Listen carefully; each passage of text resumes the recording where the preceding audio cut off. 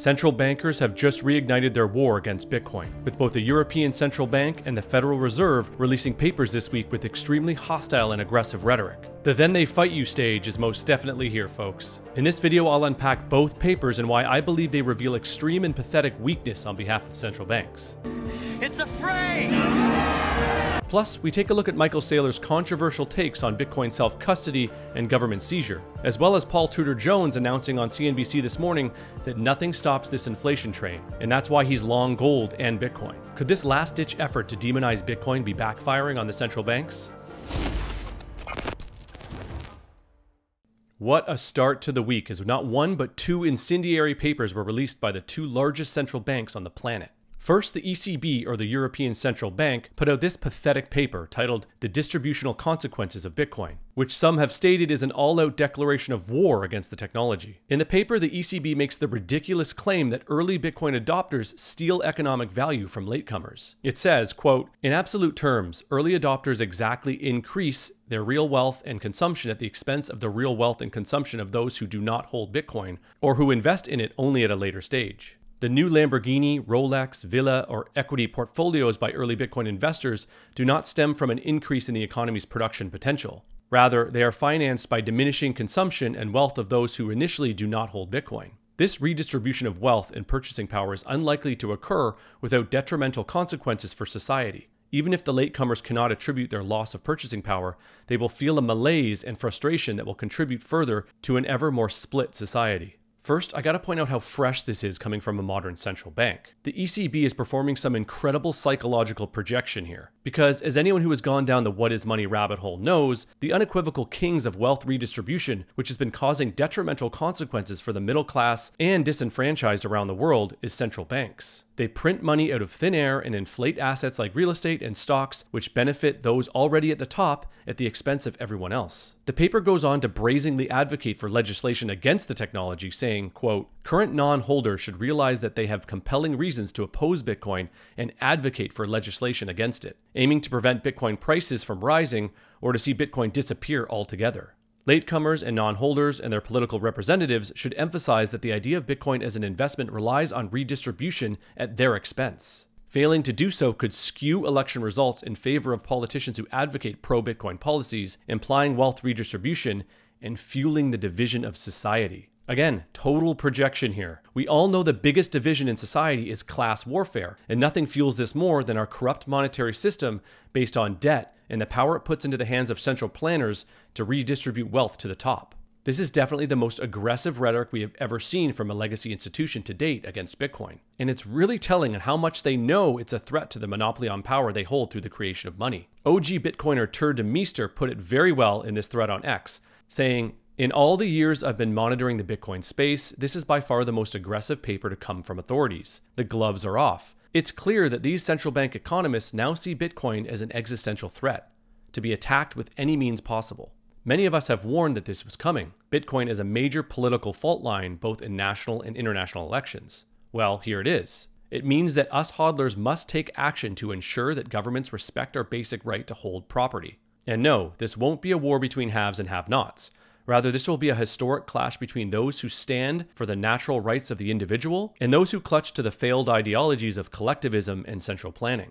The Minneapolis Fed joined the ECB with a paper of their own in which they claim governments can run permanent deficits if consumers don't notice and adopt a new money like Bitcoin. In the paper, they fantasize about, quote, "legal prohibition" and extra taxes on Bitcoin to ensure government debt remains the, quote, "only risk-free security." Swan Private rep and resident macro expert John Haar puts it succinctly. "Recent Fed and ECB papers have admitted that the existence of a fixed supply non-state money is a problem for those who hold wealth in fiat currency and governments and central banks who issue the fiat currency and debt denominated in fiat. But is Bitcoin really the problem, or is it fiat?" Troy Cross puts it even more bluntly, saying, "The first paper said unless Bitcoin is banned, some people will get rich, and that's bad.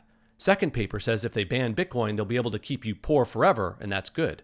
As Tudor alluded to, this is something Bitcoiners have been saying is the natural progression of the unstoppable rise of Bitcoin. Central banks are seeing it as a threat to their corrupt model and are projecting the detrimental effects this failed fiat experiment has had on society onto the thing that was created in order to put a stop to it in the first place. This is why individuals self-custodying their own Bitcoin is so important, and why we try to educate that importance at Swan. While the institutionalization of Bitcoin into the existing financial system through ETFs and other investment vehicles was always inevitable and necessary for its continued upwards adoption, the only way we win this war is by fighting for our rights to hold Bitcoin in our own wallets. This, of course, brings up the topic of government seizure of Bitcoin, which Michael Saylor talked about in part 2 of his interview with Markets with Madison, released yesterday. One controversial clip in particular has been brought up as problematic for many Bitcoiners.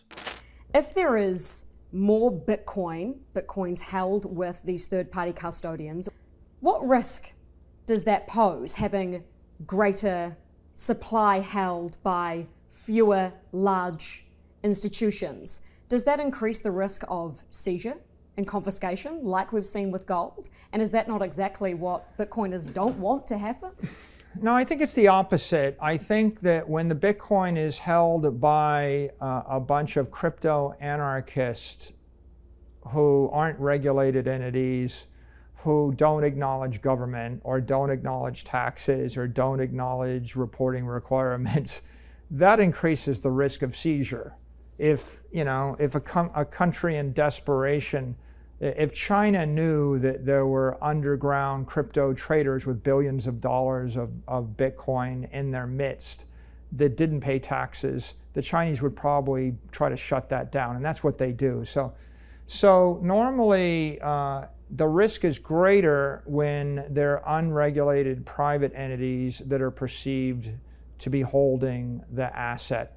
When you have regulated public entities like BlackRock and Fidelity and JP Morgan and State Street Bank holding the asset, well, all the lawmakers and all the law enforcement arms, they're invested in those entities, right? So there's no way that all the senators and all the congressmen are going to seize the assets from Fidelity and BlackRock or Vanguard, because that's where all their retirement money is invested. Right? Like at the end of the day, you have an OG crypto community that's very hardcore about it, but if you look at where all the money is, 99.9% of the money is actually in the traditional economy. And in the war for the future of money, the war is going to be won with money.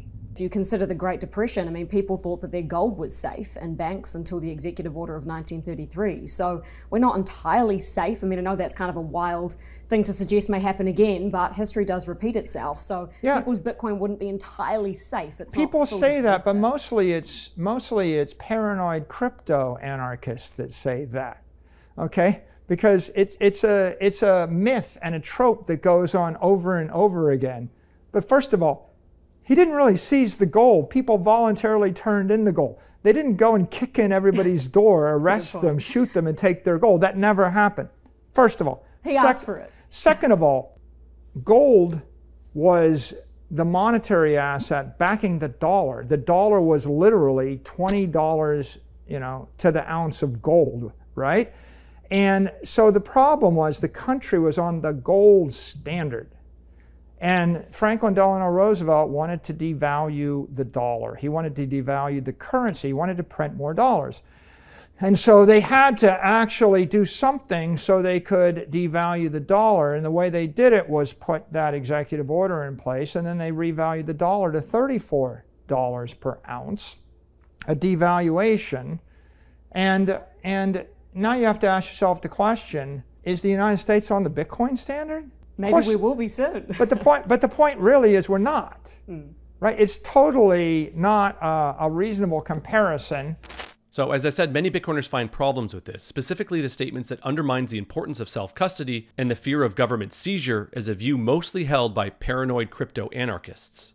One thing I'll say is it's important to watch this entire interview before making any conclusions either way. I'll leave a link to part 2 of this excellent interview in the description below. That being said, I think Saylor's first point is sound. That himself, MicroStrategy, and institutions like BlackRock adopting Bitcoin was always inevitable and even integral to the continued adoption of Bitcoin as a legitimate and acceptable asset. As he says, the war for the future of money will be fought with money.